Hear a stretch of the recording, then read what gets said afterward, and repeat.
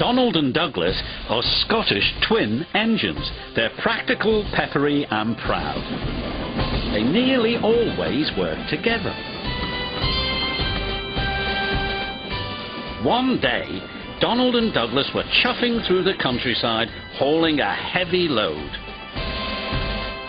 Down the line, Trevor the traction engine had been struggling with a big cartload of hay. Crossing the tracks, the cart's wheels had broken off.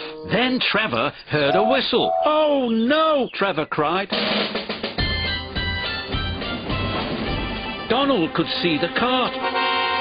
"Stop!" he cried. Donald's driver applied the brakes, but it was too late.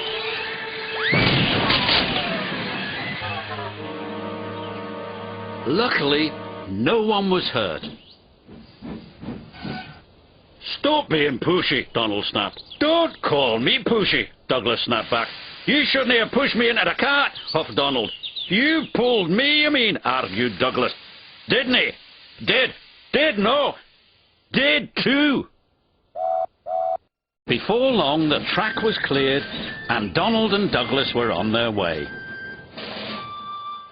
But the twins were so cross, they refused to speak to each other for the rest of the day.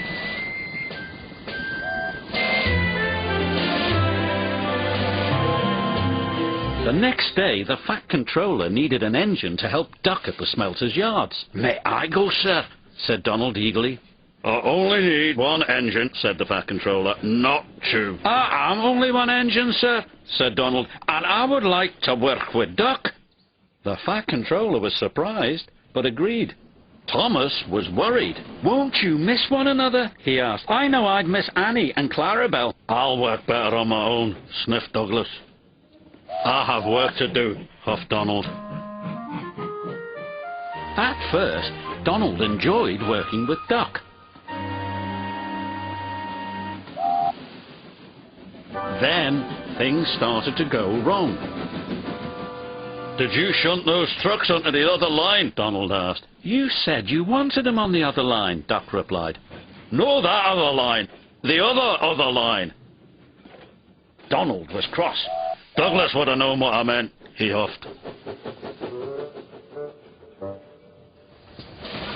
Douglas was working on his own. He chuffed dutifully through the beautiful countryside. But Douglas had no one to share it with. Although he tried not to, he was beginning to miss his twin. That night, Douglas's driver took him to visit Donald. "I was just passing," said Douglas. "Have you come to say you're sorry?" Donald sniffed. This made Douglas very cross. "I've nothing to be sorry for," he said, and steamed away in a huff. The next day, Donald was in a bad mood. Duck could see he was getting too close to the buffers. "Look out!" he shouted, but it was too late. Donald's driver was very cross. "This wouldn't have happened if you were working with Douglas," he said. Donald knew he was right, and Duck knew he couldn't pull Donald back onto the rails. So he went for help. Douglas was sadly finishing his work as Duck steamed into the depot. "Donald's in trouble," said Duck. "Donald in trouble!" Douglas cried. "I'm on my way!" And he steamed off as fast as he could.